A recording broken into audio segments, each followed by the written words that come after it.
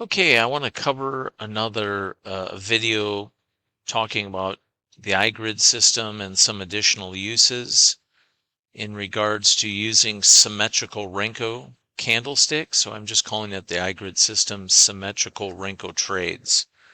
If you have any questions, info@gridalgo.com. So let's take a look at not a beautiful day where everything's perfect and runs up, and let's just take a look at another day. So let's go and take a look at the 8:30.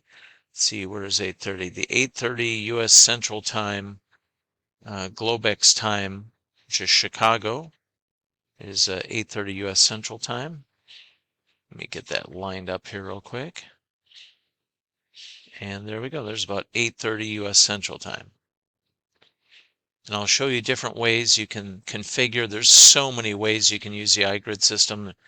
The traders in our private Discord room are showing, coming up with unique ideas over and above what I've shown, over and above the automated system that we have for NinjaTrader 8, CTrader, MT4, MT5, and we just put out updated, automated on all platforms, additional new systems.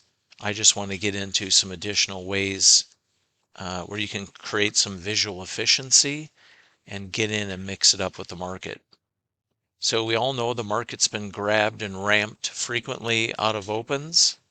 So with that in mind, we had a U.S. cash session open where the stock market starts trading 9:30 New York City time and 8:30 Chicago time. Leading up to that, we had a bit of support pre-market. So the market basically trades right down to that area. And what I want to show you, if you just want to do scalping, intraday scalping, and you want to have a visually efficient mechanism to see, okay, now I'm ready to buy.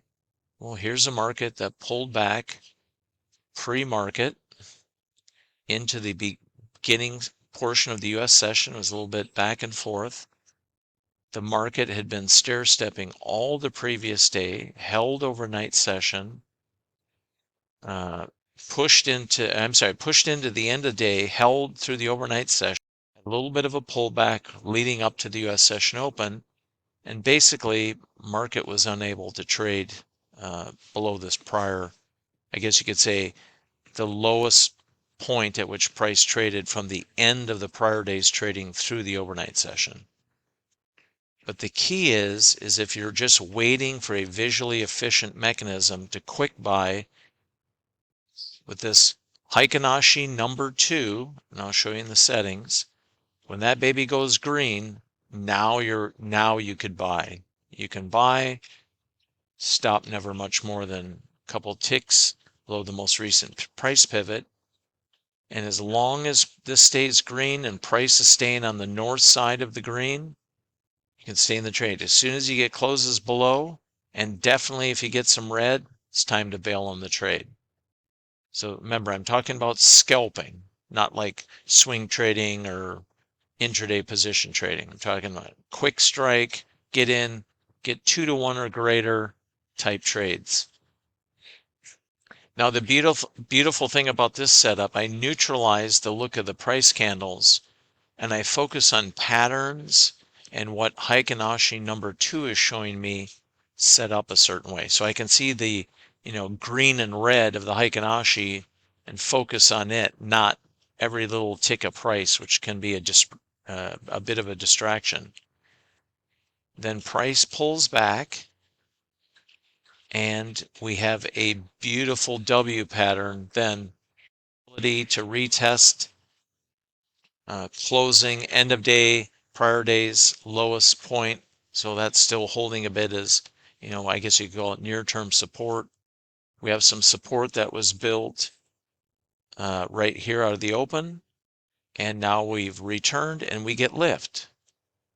So what can you do there? When it goes green, buy the most recent price pivot. So you're a buyer.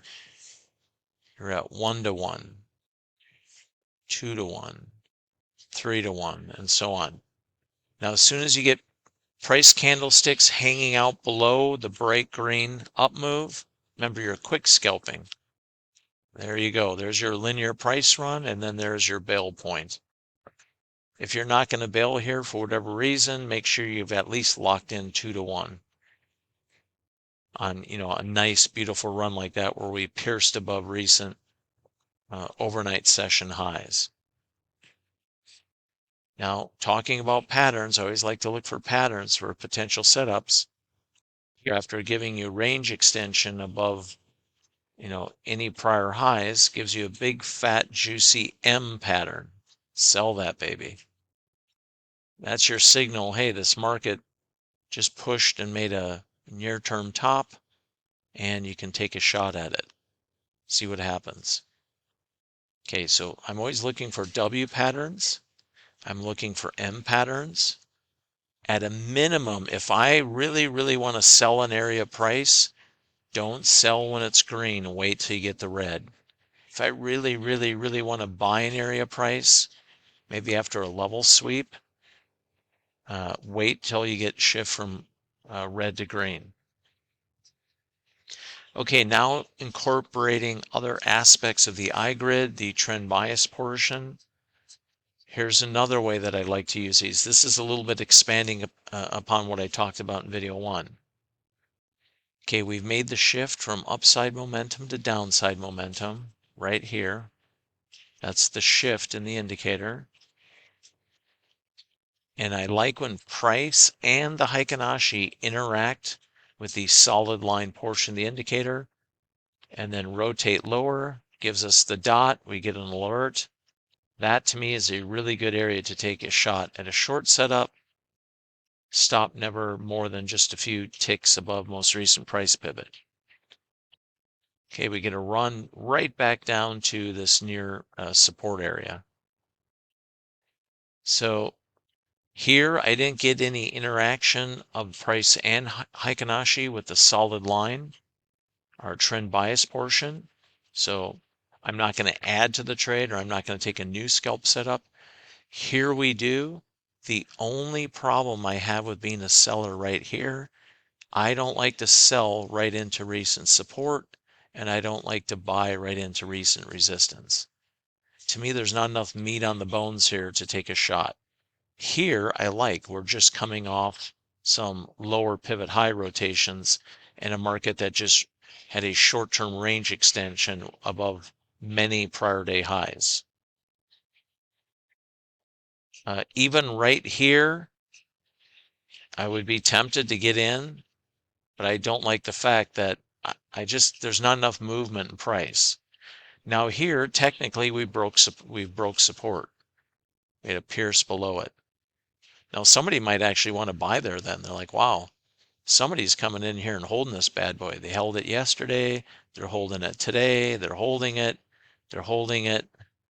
Yeah, they're still kind of holding it. So I want to buy that because I think this thing's going to ramp right back up. And you get a bit of a run. For me, as soon as price is in this area, I never got enough movement to move my stop to break even. So I'm just sitting here with the trade with still a stop on. Lifts back above the Heikin-Ashi, runs a bit. Definitely now my stops to break even plus. I get some price interaction below the bars. At the most, what's going to happen if it just dies and rolls over? Price isn't that far above your stop. Just leave the trade on. We get some red. Okay, now I'm out of here. So I'll keep that little bit I made. But now I'm seeing a market having an inability to move higher. I'm starting to get some sequential lower pivot highs, and then I get a short signal. That I might be willing to take a shot at, because to me, support is showing evidence that it's breaking down.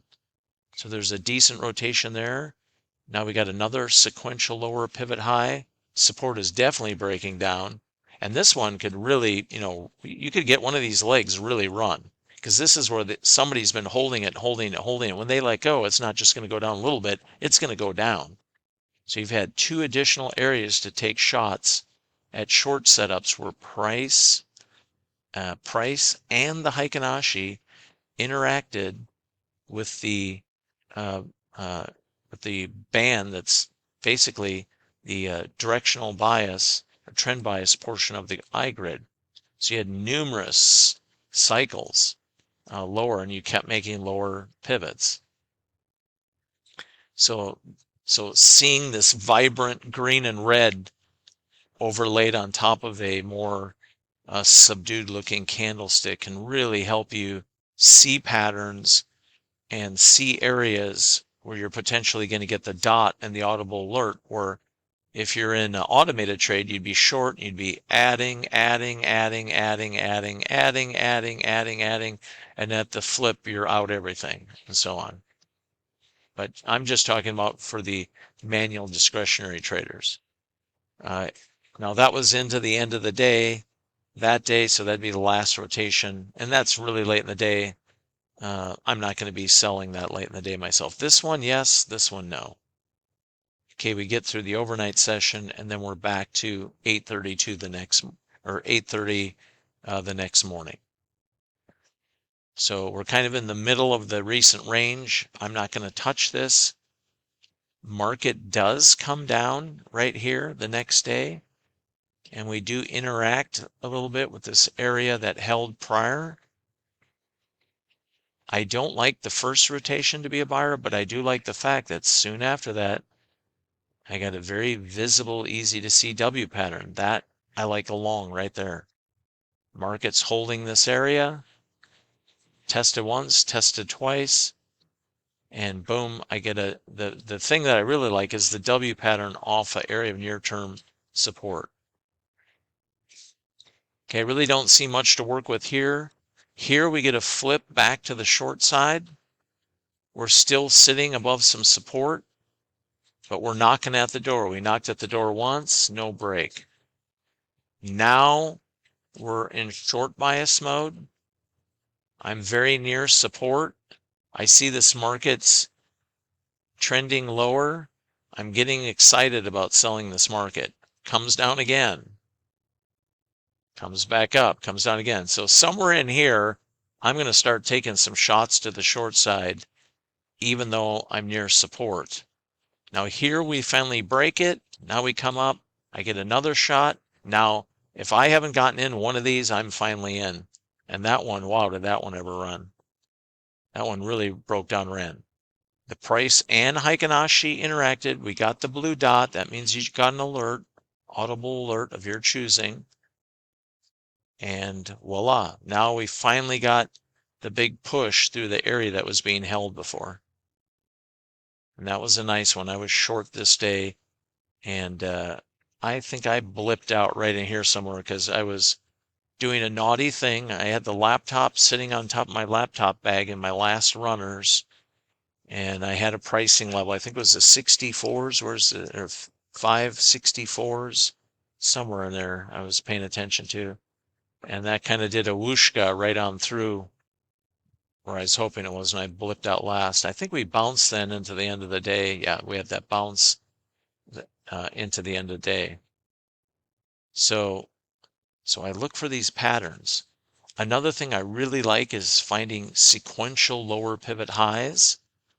Like, you get a push down and then you get a lower pivot high. And here's a sequential. Then there's another one where the market's starting to stair step down or starting to stair step up. And on trend days, you'll see these too. This one just ripped and pulled back. So you didn't get a lot of stair stepping up and down in that one. That just exploded to the upside soon after the open.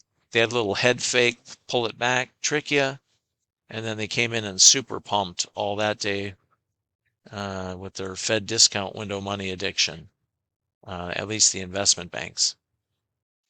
So I'll do another video later in the day, and I'm going to go into another way to use Heikin-Ashi number 2 is like an overwatch. So when the market's in a hard pump day and they're just pumping it, you don't even think about selling it till you get a rotation. And then if it does another range extension, you don't even think about being a seller till you get the shift. And that pushes again. Yep, don't touch it. Leave it alone. Now you can sell. And these excursions above the band and rotations lower when it's red, beautiful areas to engage, the ones that are soon after a flip and so on. So we'll cover that next. So anyhow, if you have any questions, info@gridalgo.com and more ways to trade with Symmetrical.